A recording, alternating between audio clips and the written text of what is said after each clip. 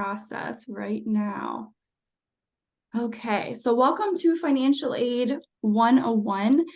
My name is Jamie Hergers. I work as a financial aid advisor at Bowling Green State University, and I am here on the behalf of OASFA, which is the Ohio Association for Student Financial Aid Administrators. So just know this is very much a Financial Aid 101 session, okay? And so if you are joining us with the intent to get all the newest scoop on the 24-25 FAFSA changes and updates, that's not necessarily what this presentation is going to cover. There will be some short things that we go through in relation to some of those changes, but this is more or less for new advisors, whether it be from the admissions world, high school counselors, financial aid advisors or counselors, more or less for our newer folks to get a basic understanding of financial aid information. I'm going to pass it over to Jackie to do an intro as well. Hello, everyone. My name is Jackie Adkins. I'm all the way down here in the southern end of Ohio at Ohio University's Southern Campus. I am part of the outreach committee, so I'm here behind the scenes hoping to answer and keep up on any questions as we go along. Just make sure to type those in the Q&A and not in the chat. Yes, so we're going to get things going. As we kick things off, once again, welcome to those that just joined us. And I am going to keep my video on for just a little bit here, just because we're going to cover some general information regarding the OASFA organization. So this webinar is sponsored by the Ohio Association of Student Financial Aid Administrators. We're a nonprofit.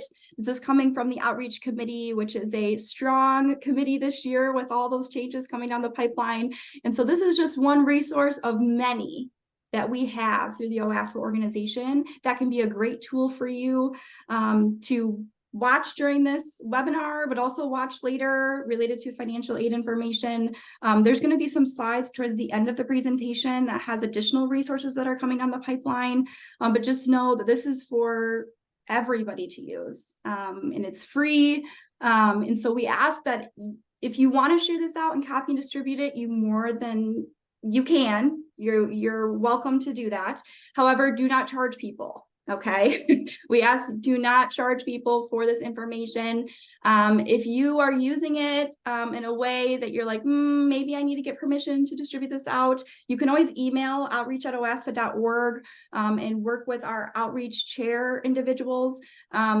Those folks can get to you pretty quickly if you have additional questions regarding any of the information that's on these slides. This presentation is being recorded. It will be available on our website as well as the slide deck. So we're going to be hopefully getting that uploaded very quickly so that you have access to it. And then also please put any questions that you have in the Q&A here through the webinar, not the chat. Jackie will be working to answer those questions as they roll in, but we will have time dedicated towards the end of the presentation as well if you want to ask additional questions to Jackie or I. And we will do our best to answer your questions, right? Like, we're human. There are a lot of changes coming. And so we may say, you know what, we're not 100 on that. This is what we know as of today. And that's also important that I say this information is correct as of today. Like I said at the beginning, for folks that joined us a little bit later here, this presentation is dedicated to newer counselors. Obviously, anybody can join, but it's going to cover the basic information. It's more of an introduction to the financial aid sphere.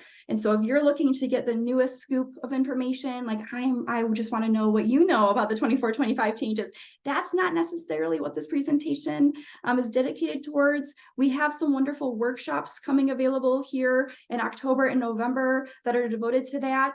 And so we ask that you attend one of those. There's 14 different sites across the state of Ohio. You can register for those in advance, and the registration links are live currently on our OASFA website. And so please go to that. We have a huge, great presentation that the Outreach Committee has been working hard on to prepare for those counselor workshops that are going to be coming here shortly. And obviously, we want everybody to go to those if possible, just because that's going to be the most up-to-date information regarding the 24-25 FAFSA changes. Okay, and so we're drawing on information from OASFA for this presentation that we're currently on, from NASFA, which is our National Association for Student Financial Aid Administrators, as well as FSA, which is the Federal Student Aid Organization. So let's get started. So I am going to actually turn off my video here so that it focuses on the content at hand. And once again, feel free to put questions in the Q&A feature on this webinar. All right, so Financial Aid 101, let's get started. So today's topics, we're going to cover general information regarding the FAFSA form. We're going to give an overview of it, how to create an FSA ID, which is the login for the FAFSA. We're going to cover different types of financial aid, as well as resources through the OASFA organization. And then we're going to offer opportunities for question and answers as well at the end. So, financial aid basics. So the federal government looks to both the student and the family to cover educational expenses. It is designed to assist all families regardless of financial situation. And the FAFSA stands for the Free Application for Federal Student Aid. We want to emphasize free here. If at any point a student comes to you and says, I'm on this website and it's charging me to submit the FAFSA form, it's probably not legit, and they may be getting scammed. So make sure that you tell students to go to studentaid.gov to file the FAFSA. It's always free. The Free Application for Federal Student Aid. And it's an annual form that they'll need to submit each year that they are attending an institution of higher learning. So the FAFSA form, this is an application for federal grants, work study, and federal student loans. It also is an application for state of Ohio grants, and for some schools for institutional scholarships and grants. So it determines students' financial aid eligibility, or their financial need for short. And so the information provided on the form is going to ask for demographic information for the student and the parents or contributors if the student is considered a dependent student, where they're required to put the parental information on the FAFSA form. It's also going to ask for taxable and untaxable income for 2022. We're going to talk about that a little bit more here in a few slides. And we always encourage students to submit the FAFSA regardless of their income. It's not required, but strongly encouraged, because if they don't submit the FAFSA form, then schools cannot determine their financial eligibility or their financial need, because we need that FAFSA data to do that. And it's not the only factor in determining eligibility, but it helps because there's certain grants from a federal and state perspective, where if they don't submit the FAFSA, they're not even going to be considered for those.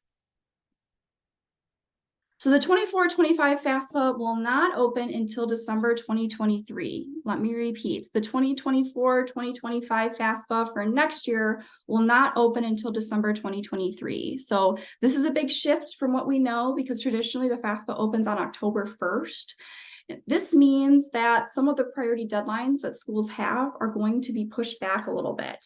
And so we encourage all students to check on the FAFSA priority deadlines that the institutions that they're looking at have. We actually have a nice resource that I'm going to share towards the end of the presentation, where we've compiled as many of those FAFSA priority deadlines that we can for institutions here in the state of Ohio. And so that's going to be a great resource for all individuals on this call that you can use as you support students with understanding when are those FAFSA priority deadlines going to be for this upcoming year.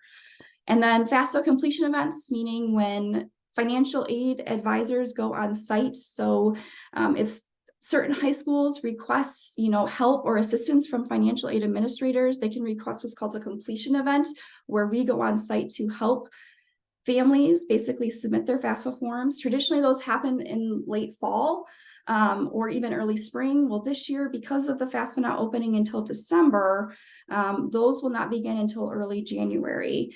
And we at this time do not know what day in December the FAFSA will open.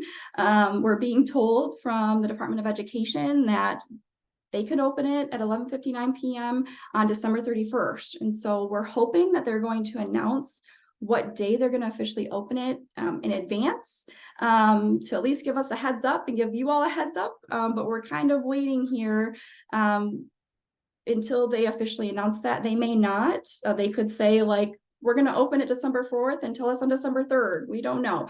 But we know for a fact that the completion events cannot happen until it officially launches in schools. the financial aid advisors that traditionally go on site to the high schools to help with those completion events will not happen until early January or even later. So this definitely creates a condensed time frame for FAFSA submissions. We recognize that. It also means that those FAFSA submission summaries, which students use to review all the FAFSA data they inputted into the form, they'll still receive that, but they won't get it until they officially submit their FAFSA. But it should be sent to their email once they officially submit the FAFSA form. And then obviously other processes like verification and aid offers will look a little bit different this year from a timing perspective as well, when institutions utilize that information as well as students utilize that information to determine where they want to go to school. So just know some of these processes are going to be a little bit condensed as we work through the changes that are coming ahead. So what can students or parents do right now? Students can go, as well as parents can go and create an FSA ID, which is the login for the FAFSA form. We encourage everybody to go and do this now before the FAFSA officially opens. It does take roughly 3 days for that FSA ID to be legit, for it to finally confirm that this is in the system and it's good to go from the Department of Ed. And so we would encourage students to go and create their account. So how do they go and create an FSA ID? Well, they go to studentaid.gov. In the top right corner of that website, there's a button that says create an account. We would encourage all students as well as their parents to each create individual FSA IDs. So they're going to create a login for this with their personal information. It's going to request their email, phone number, language preference. There's going to be some challenge questions if they ever were to forget their username or password. So just know when they go and create this, some tips they need to keep in mind. Make sure that students do not use their high school email accounts because they're going to graduate and they may not have access to the email, and the FSA ID will require an email to be inputted with the 2-factor authentication. And so they're going to need to have access to the email. We would encourage them to create a Gmail account if they don't have one, because it will move with them through time. They're also going to have to input their social security number. So it's really important that they know what that is and they're putting in the right digits because it's a whole thing. If they input one number incorrectly, they have to work to get that fixed. And so it's really important they sit down, they put in their legal name that's on their birth certificate, as well as the correct date of birth. They're going to have to also input a phone number. And so each individual phone number, social security number, and email can only be associated with one FSA ID. So we don't want students putting in their parents' emails as well, because when the parent goes and creates an FSA ID, then they won't be able to put in that same email. So tell students that they need to sit down. In some cases, if they have the ability to sit down with their parents all in one time frame, they can each individually go in and create that FSA ID together. Each individual person will create their own account. And so this is the login that they will have for years to come. It's unique to them because of their social security number. So if students ever lose their username or password, they're going to have to try to retrieve it. Because it will move with them through time, even after they graduate, because if they take out any federal direct student loans or things, they want to log back into studentaid.gov, it's going to be the same login. So they want to keep this information confidential. Obviously, it's very personal information. They don't want other people to get a hold of. So it's really important that you encourage students to keep that information. It's going to be very valuable to them for the years to come. So now we're going to talk a little bit about the FAFSA data and information that's input into the FAFSA. There's an overarching index number that the FAFSA is going to calculate, okay? In years past, this number was called the expected family contribution number. With the new 24-25 FAFSA changes, this is now called the Student Aid Index, or SAI for short. This is the index number that is used by colleges to determine eligibility for aid. Okay, it takes all of the information that's input into the FAFSA form. There's a formula for it, and it outputs this index number. This number is the same figure reported to all colleges, and students can send the FAFSA they can send it to 20 colleges, whereas before they were limited to 10. So one of the new updates for the 24-25 FAFSA is that they can actually put in 20 colleges or institutions of higher learning to have the FAFSA sent to, okay? And so this is not the amount of money they're going to owe to the college. It's based on ability to pay for college, not necessarily their willingness to pay. Okay, and some factors that determine the SAI is the student contributor tax information, whether it be taxable or untaxable income, their cash, savings, checking balances, and assets, and then also the household size. And so that's a very brief overview of the student aid index. The formula has changed. What's being asked, from a FAFSA perspective with the data that's being collected is going to look different for the 24-25. But from a just general understanding, this is the main takeaways with what the student aid index is. So one other thing that we want to point out in regards to the 24-25 FAFSA changes coming down the pipeline is the consent on the FAFSA form. So before, when it got to the point where students or parents had to go in and start inputting their tax information, they had a choice. They could either opt in to have the government pull the tax information from the IRS, or they could input that information manually on their own by going line by line through their tax documents. Well, now everyone who contributes to a FAFSA will be required to provide consent to have the IRS transfer their data over. So there's no longer a choice. Everybody pretty much is required to have to consent to have this information pulled for them by the IRS.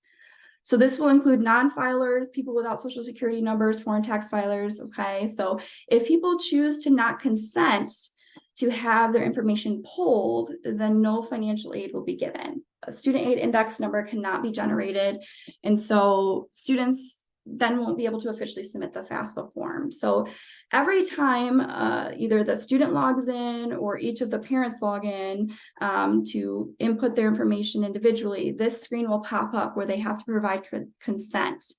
And it will give an overview of the summary, basically what they're certifying to have the Department of Ed pull their information for. So just know this is a new feature, and everybody who contributes to a FAFSA will be required to provide consent. So let's talk a little bit about dependency status. And so this is in regards to if a student has to file their FAFSA with their parents or not.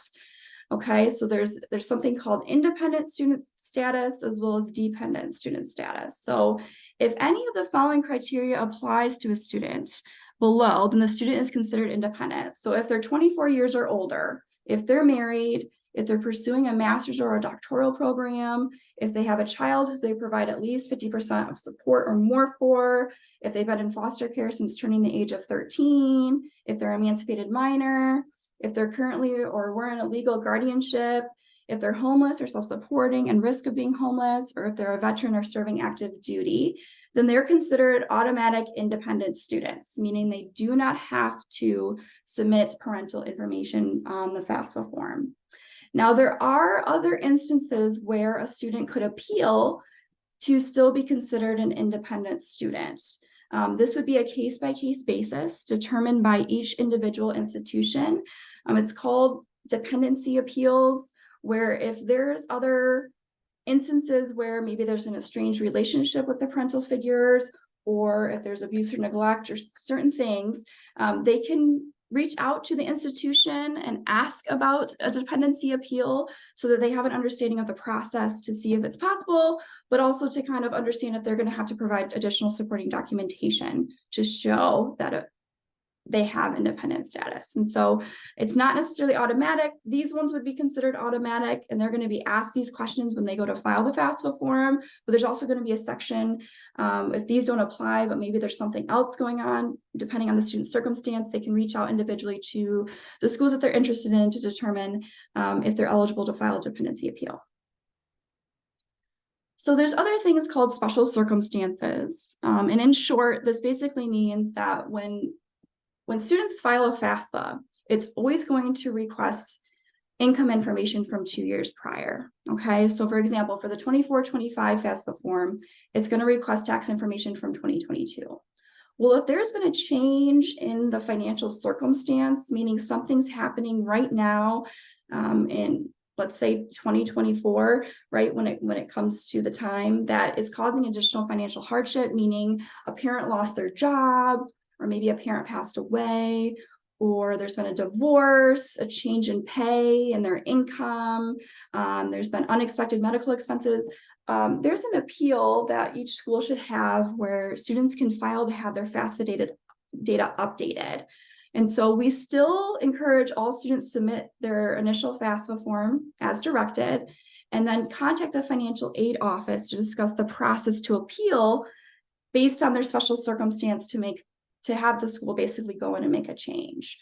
Okay, in order for that to happen, there has to be some form of paper trail. And so the school is more than likely going to request a written explanation or additional supporting documentation to show that special circumstance and what's happening. If approved, then the financial aid office will go in and adjust the FAFSA to show that change. Once this has happened, the decisions are final and they cannot be appealed to the U.S. Department of Education, okay? And so here's some of those examples that I already went over in regards to special circumstances. There's definitely other ones that are not listed here, but like I said, unusual and uncovered, medical, dental expenses that pop up, loss of employment, divorce, parental spouse death, things like that. And then one other thing, when this happens with this change, in some cases, obviously it changes the financial aid eligibility for the student. It makes an update to the student aid index, or previously known as the expected family contribution, or EFC. When that happens, if the change is big enough, in some cases, it can change like an unsubsidized, which is a non-need-based loan, to a subsidized loan. In some cases, it could even put the student in range to receive some state or federal grants. And so when it changes the FAFSA data, there's no guarantee, but it's worth a shot. So if a family or a student comes forward and says, we're going through it right now, there's some additional expenses or things that have been happening that are happening right now, encourage them to go and seek out, the special circumstance appeal forms that institutions have. In some cases, they're called special considerations, but it's either going to be a special consideration or a special circumstance. And then after the FAFSA is submitted, remind students to check their emails and their regular mail for the FAFSA submission summaries. Once again, that's previously called the student aid report. It's a rundown of what they just put on the FAFSA form. We always encourage everybody to look that over to make sure that the information is correct. They will receive their award offers at different times from schools. So once the FAFSA is submitted and sent out to the schools they have listed, once again, they can list up to 20 schools and have their data sent to those schools.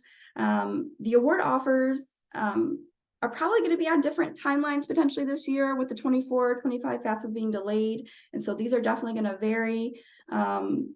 We would encourage students to reach out to the schools that they're looking at to ask them, when am I going to receive my financial aid offer from you all? That way they can kind of start making a list and they understand the timelines, because obviously they're going to want to use those to compare the offers to determine where they want to attend. And then we would always encourage students to continue to look for scholarships. There's tons and tons out there. Going to each school, asking about the scholarships that they offer, if there's specific deadlines they have to abide by to have the priority deadline met, as well as obviously high school counselors on this call, sharing any resources. Most schools also have an external scholarship list of major databases that you can direct students to as well. So reaching out to schools in your area, we may have those resources for you that you can share with your students. So now we're going to transition into talking about different types of aid, and I'm going to cover some big umbrella terms as we get into that sphere. So cost of attendance, okay, we refer to this as COA for short. It is a big umbrella term. It encompasses tuition and fees, housing and food, cost of books, supplies, transportation, loan fees, miscellaneous expenses, everything under the sun that we can think of, okay, that a student would need to attend an institution of higher learning. Now, why is this important? Because every school is required to have a cost of attendance estimate for each student, okay? And so when students get the cost of attendance estimate, it includes direct costs and indirect costs. Direct costs would be things that they're going to pay directly to the university, like tuition, right? If they're living on campus, it'd be housing and food if they're going to be receiving a meal plan, right? And then there's other things like indirect costs, depending on where the student is looking. We have to include, let's use transportation, for example, a transportation estimate. Now, we understand that not every student may choose or may have the ability to have a car on campus. Well, this would be like an indirect cost.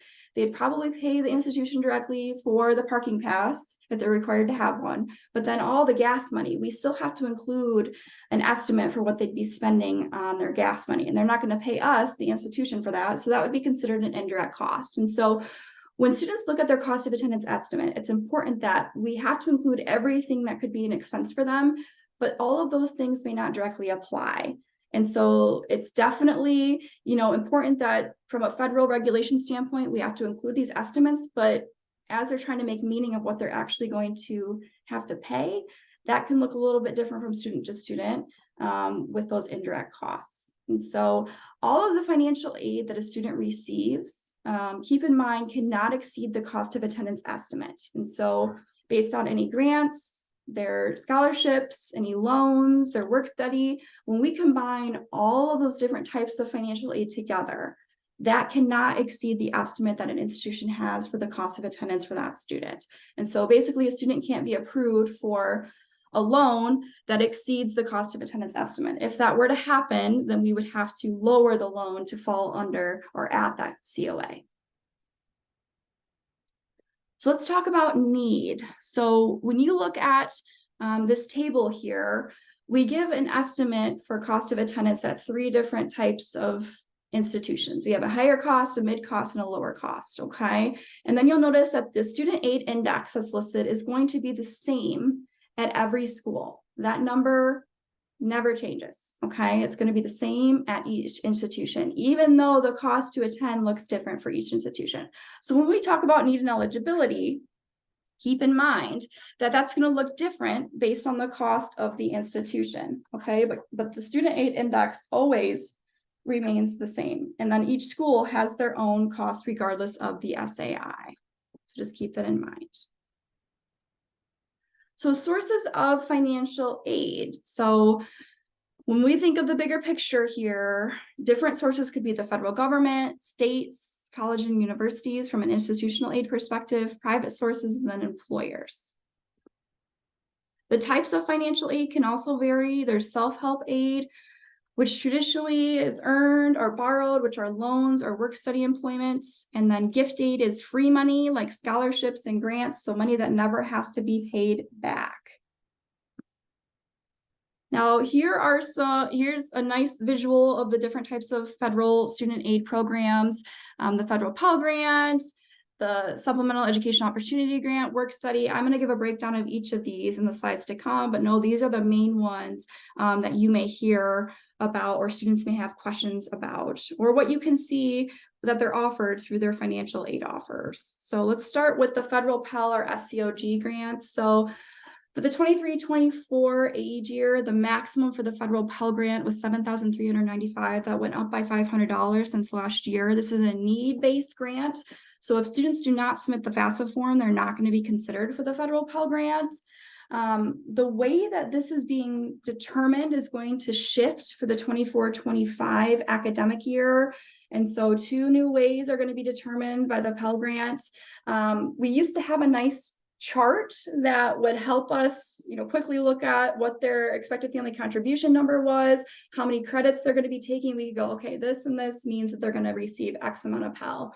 And keep in mind, not every student is eligible for Pell. It's, once again, students have to show a financial need, and it's based on the expected family contribution number, now referred to as a student aid index. Okay. And so when we're talking about 24-25 eligibility and how the Pell Grant is going to be determined, new legislation allows for maximum and minimum Pell Grants to be determined by the 2022 federal poverty tables. So that's what we're going to be utilizing to determine eligibility.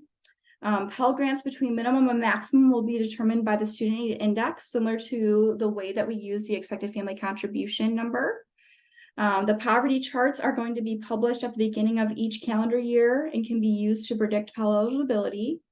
Once again, we're no longer going to be using any Pell charts, and the Pell amount will vary by enrollment intensity, and it's calculated on the number of hours registered. Okay, and so depending on how many credits the student's taking will determine what potentially they're going to be eligible for the Pell Grant. Okay. Now, the Federal Supplemental Educational Opportunity Grant is another major grant that we want you all to have an awareness of.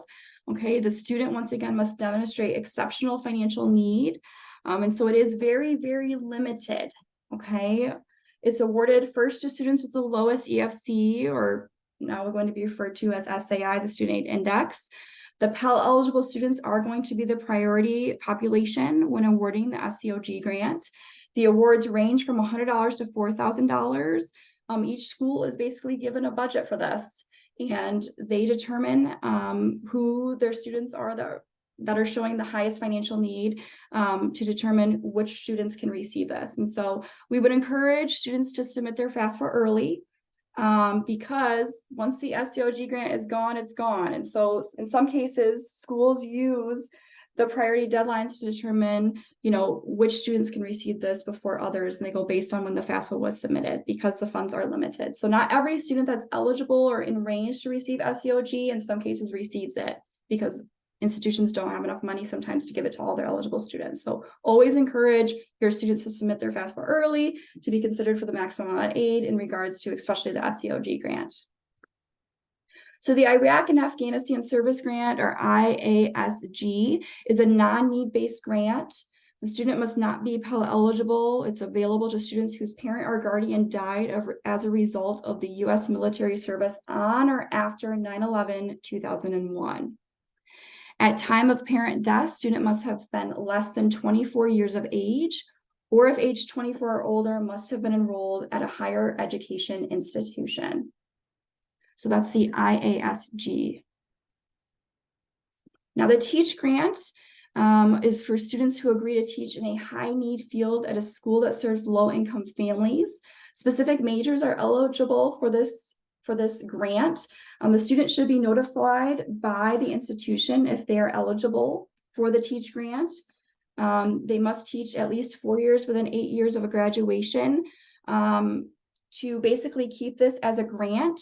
If they don't, then it's going to be converted into a direct unsubsidized loan, which an unsubsidized loan accrues interest while the student's in school. So it will be backdated from the time they started taking this grant out. If they do not teach at least 4 years within 8 years of graduation at a high need, basically field of serving low income families or students. And so they have to abide by the requirements of the grant in order for it to stay a grant and not turn into an unsubsidized loan. The award is up to $3,772 per year. So federal work study is for undergraduate or graduate students that are eligible. Employment for this can be on or off campus. So essentially, the student could be offered federal work study. They would have to go and apply for a job either on or off campus and earn this money through a paycheck, just like any other job. And it doesn't go directly towards the bill. So sometimes we get questions like, well, I got offered, let's say $2,000, for instance, with federal work study. Why is it not coming off my bill? Because the student has to work and earn this money through a paycheck. And then they can spend it how they wish when they receive the money. They can put it towards potentially a remaining balance they may still have at the institution, or they could spend it on clothes, food, gas money, whatever they need. It's their money, they earned it. So in the past, this was a question that was asked on the FAFSA. Basically, like, do students want to be considered?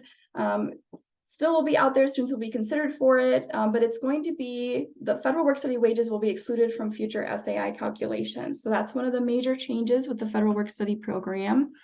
When students are asking, what or where could I work? I mean, there's tons of eligible employers depending on the institution the student's looking at or the area where the institution is. So most of the time it's to the school or federal, state, or local public agencies, nonprofits in the area with academically relevant jobs. So community service activities, things like that. It varies from school to school, but there are definitely opportunities on or off campus for federal work study eligible employers. And the Ohio minimum wage in 2023, we just want to point out, is $10.10 per hour. That's the minimum they have to be offered for these jobs. It could be higher depending on the job. And just keep in mind that the funds for this are limited that schools receive each year. So not every student that could be eligible or demonstrating financial need may get an offer for federal work study. And so that's why we always encourage students to submit their FAFSA early to maximize the opportunity they can get an offer through a federal work study program. So let's talk about federal direct student loans. And so there's two main types that students could be offered from the federal government. The first is a subsidized loan. The government pays the accrued interest while the student is in school. So keep in mind, this is based on financial need. So not every student is offered a federal direct subsidized loan. It is a fixed interest rate at 5.5%. This is for undergraduate students. And so there is a max, and the next slide I'm going to share is going to show like what the maximum is that they could be offered each year with the federal direct subsidized loan. But just know this is a need-based loan. Okay. Now on the flip side of that, the other loan that a student could be offered is a federal direct unsubsidized loan. The borrower is responsible for the interest of this loan, so it's going to be accruing while they are in school. It's not based on financial need. It does have a fixed rate. For undergraduates, 5.5%, just like the subsidized loan. And then for graduates, it's 7.05%. Now, the interest rates do vary from year to year. This is for the 23-24 age year. And so the interest rates are announced in the spring, traditionally mid to late spring, but just know they do ebb and flow from year to year, but they're locked in for that given year as a fixed rate if the student takes out these loans. For undergraduate and graduate students that qualify, they could be offered unsubsidized loans. For graduate students, it's kind of a baseline offer each year. It's $20,500, just as a heads up for the unsubsidized loan. Now, this is a nice chart because it looks at the aggregated loan limit totals. And so when we're talking about federal direct student loans that students can be offered each year, notice that the maximum that a first-year student can be offered is $5,500 in total for federal direct student loans from the government. Sophomores get $6,500, juniors and seniors get $7,500, and then notice the maximum amount that they can be offered in the subsidized loan if they demonstrate that financial need. So for freshmen or first-year students, it's $3,500, sophomores $45,000, and then juniors and seniors is $5,500. Now, another option that students may see on their financial aid offers from schools is a Parent Plus loan. This is a loan through the federal government. Students cannot apply for a Parent Plus loan. The parent would be the borrower in this case, and a separate application is required for this. And so the parent would have to go to studentaid.gov, fill out a Parent Plus loan application. A credit check will be run right when they're submitting the application. Then they'll immediately, if they're approved or denied based on their credit score, with the credit check. And then the interest rate is fixed, meaning it does not change. So for the 23-24 age year, it's 8.05%. This Parent Plus loan is accruing interest. It starts to accrue at the time of borrow. Repayment options. There's two different main repayment options that parents can opt into. They can either say they want to start making payments now, which would be 60 days after the loan has fully dispersed, or they can defer it until the student graduates. Now let me head back real quick and talk briefly. With the federal direct student loans, students can defer payments until post-graduation. Now they can go in and start making payments to the loan servicer they've been assigned if they want to while they're still in school. But keep in mind, the subsidized loan does not accrue interest while they're in school. It will start to accrue when they graduate. 6 months post-graduation is when they'll start making payments. Now, the unsubsidized loan does accrue interest while they're in school. So sometimes you get questions like, should I start making payments on this interest? If they have the ability to, we would encourage them to, because it will avoid the compound interest that will come when they graduate. But they can still defer it regardless if they cannot make payments while they're in school. 6 months post-graduation is when they'll also start making payments on the unsubsidized loans. Or if at any point students drop below 6 credits as undergraduate students, then they would start that 6-month grace period and go into repayment. But as long as they're enrolled in a minimum of 6 credits, they will continue the deferment until they graduate. Okay, so some Ohio aid programs for 23-24. You'll see that the Ohio College Opportunity Grants listed, Ohio War Orphans and Severely Disabled Veterans Scholarship Program, Ohio Army National Guard Scholarship, the Choose Ohio First Scholarship, STEM disciplines. And so there's a lot of different Ohio-based aid programs. The one that I really want to talk about today is the Ohio College Opportunity Grant, or referred to as OCOG for short. So this is for Ohio residents or Pennsylvania residents, some Pennsylvania residents. So this is a grant that is awarded based on the FAFSA data that's received. So students have to demonstrate financial need to be determined if they're eligible for the Ohio College Opportunity Grant. The maximum amount of semesters students can receive OCOG is 10 semesters or 15 quarters. This is for public or private institutions. As long as they're Ohio residents, they would be potentially eligible. But just keep in mind, based on FAFSA data, it's determined if they show a financial need, and this does change slightly from year to year. But traditionally, OCOG is something that is awarded to Ohio residents if they show that need. So just keep that in mind. Now, scholarships. So we just like to share some things with you all so that you can pass this along to your students as well. We just want them to be aware of scams, the buyer beware, free versus paying a fee if they're going to apply for scholarships. We would encourage all students to only apply to scholarships really if they're free, because if it's not, it potentially can be a scam. We would encourage, them to pursue local scholarships, whether it be through their local community or any employers that they're tied to, or maybe some of their family or family friends are tied to within the area. Obviously, we want them to check with institutions of higher learning to see of scholarships that they can apply for through the universities or colleges they're considering. We also, like I said earlier, have potentially additional resources we can share for external scholarships outside of the university or college, like large search engines or national databases that students can also look at to maximize their scholarship opportunity.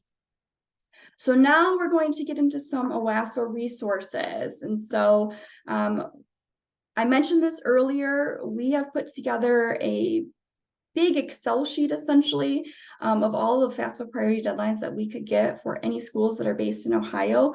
And we looked at, we've done this every year, but obviously this year now more than ever is going to be important that students have an awareness that some of these priority deadlines may have shifted from years past. And so we would encourage you all to go to our website to get this wonderful resource. It's going to be listed on our OWASPA website, and I'm going to share that in just a second. But this document is going to be crucial for you all to have, but also for, basically you can share it out widely to any families or students that you serve as well in your community. And so this isn't the end all though. We did the best we could to gather as much information as possible about these upcoming deadlines. But there are other deadlines that obviously students want to be aware of, like early decision deadlines, transcript deadlines. They may be selected for a process called verification, where they have to verify their FAFSA data before they can receive, their financial aid offers. And so we just would encourage you all to utilize this as a resource, but just recognize that it's not the end all be all. If something may seem right, maybe you check with the institution or college again. We did the best we could based on getting this information out to you all as quickly as we can. We are able to offer an additional resource for financial aid administrators to come to high schools in your area to present on the upcoming FAFSA information. We call them financial aid nights. So if you hear, or maybe you're a high school counselor on this webinar about a school that wants to have an administrator come out to do a presentation, and you're having trouble finding a school or a college, financial aid advisor to come out to your site, please reach out to us in OWASPA. We can facilitate connecting you with a financial aid advisor administrator in your area, so that you all can connect to set a date and time for them to come out. We obviously want to be as helpful as we can to close this gap if you're having trouble, but just know that we have a resource on our website that counselors can go to. You can always just email outreach@owaspa.org as well. And that's probably the quickest way for us to connect you with an advisor in your area. So one thing that we're really, really excited about, which really is the next step as far as rolling out these FAFSA changes, making sure that everybody's on the same page with the most up-to-date information that we have. So we are offering counselor workshops. And so in October and November, there's 14 different sites that we are going to. We also have a virtual workshop that we're offering on Wednesday, November 15th.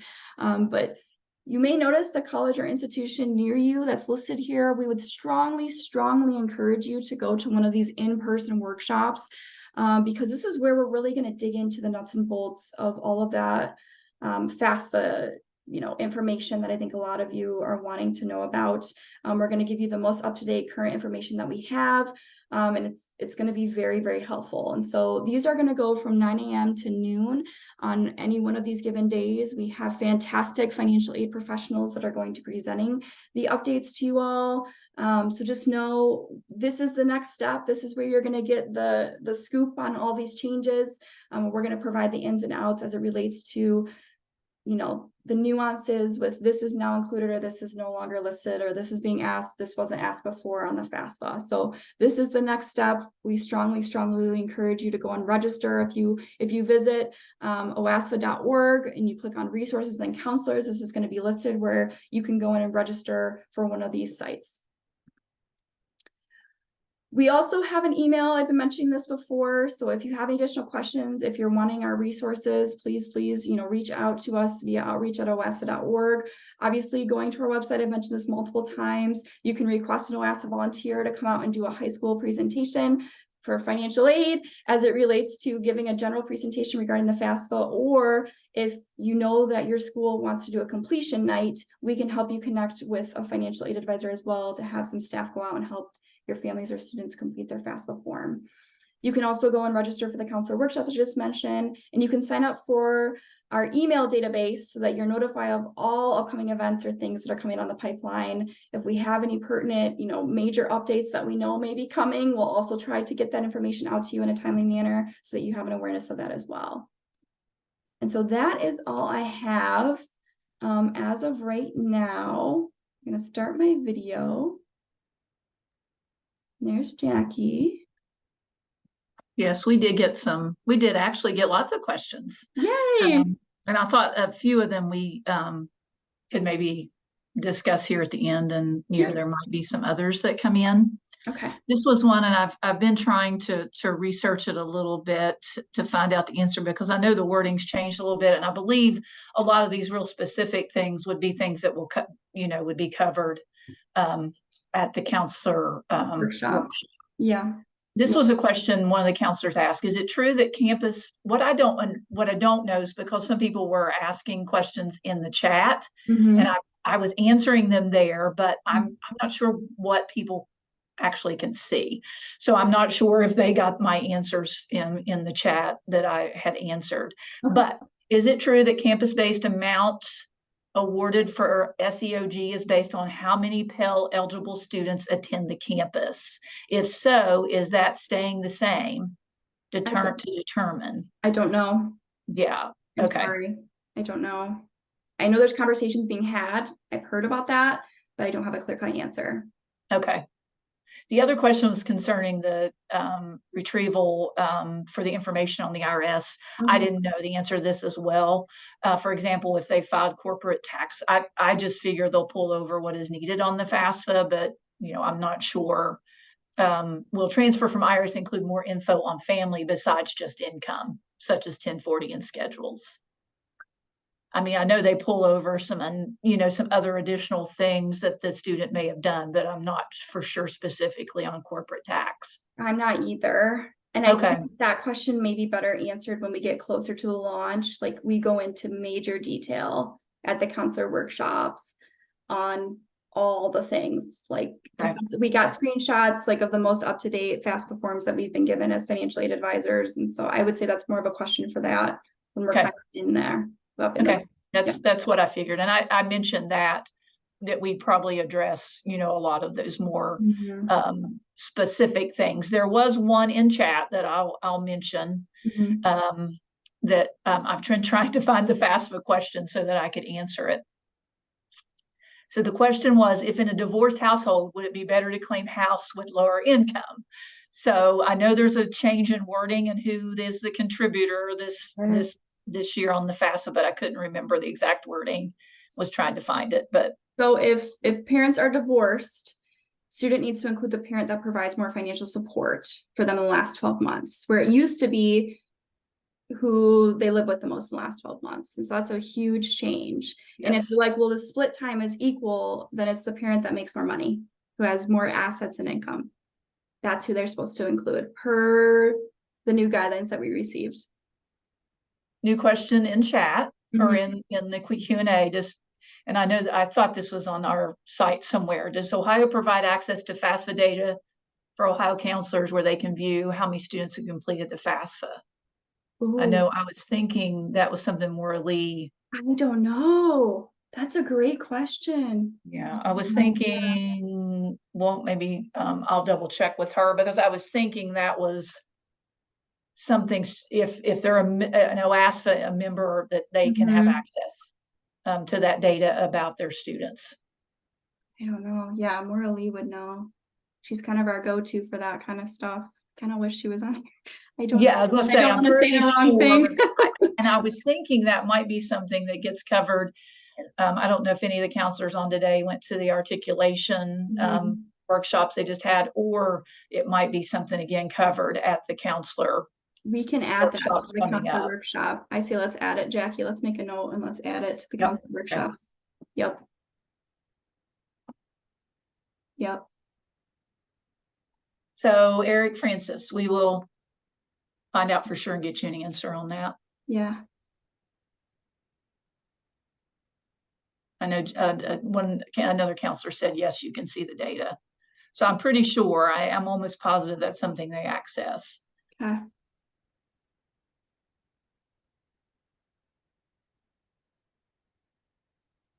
Another question, I guess we'll maybe address these here or I can continue to answer in chat if we need to end the webinar. But student who has a physical custody agreement, no contact with bio parents, does she use the parent who has physical custody as their parent? I believe that would be something a student would want to look at, a special circumstance or dependency appeal. Yes. Something to that with the school that they're planning to go to. Because there may be a qualification for a special circumstance to where that student would possibly be independent. Each school does those a little differently. They do. So that's when right. that student does make a decision, they would want to reach out and ask that school how they need to proceed with that. I think that answers all of those questions. In the chat, I do see, here's the copy of the website that we can see who has done the FAFSA. So somebody, so whoever's helping us out there, I really appreciate you being on this webinar today. So I do see some answers actually to that question.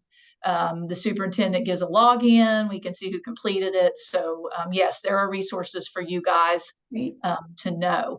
One thing I'll mention, as part of the outreach committee, one thing I'm helping with this year is to find those presenters for you guys, for someone to come from OASFA to do these financial presentations. We are also going to do a recording. So if you prefer to have a recording of that for us to send out to you, we certainly can do that too. And some more of that information will be provided at the counselor workshops too. Yes. Jackie's being very humble. She does take lead on connecting people, and she's doing so great. And so we very much appreciate her. So y'all, if you need somebody to come and present, please email us. We will do the best we can to find somebody in your area to come out, whether, like I said, a presentation, or if now you're thinking more of the completion route or a dual, we'll do the best we can to support you with getting a counselor, especially knowing with all the changes that are coming, we definitely want to help you. I do have a question for this group. Are you guys able to see the, I don't know what other people can see. I was typing some answers in the webinar chat, but can somebody answer in the chat if you were able to see answers as I was sending them? Because I saw some other people answering questions that I was answering as well. So I just kind of wanted to make sure. Okay, awesome. So the answer was yes to that. So I appreciate that. Okay. Well, just know we're here to help. I'm gonna actually go back to the last slide. Please email us if you have any additional questions or you think of something. I'm a processor, so I sometimes think of things after webinars or things end. Please email outreach@wasfa.org. If you are not signed up to receive emails from us with our email database, please go to wasfa.org and opt in for that. We will send out registration links for our counselor workshops. We'll remind you of other events we have coming. We will direct you to our recording once that's complete. And so it would be just fantastic if you will opt in for that, so you are aware of all the things coming on the pipeline. Okay. But I think that's all we have today, unless Jackie, you have anything else you want to add. We appreciate your time. We hope you all have a great rest of your day and take care. Bye. Bye.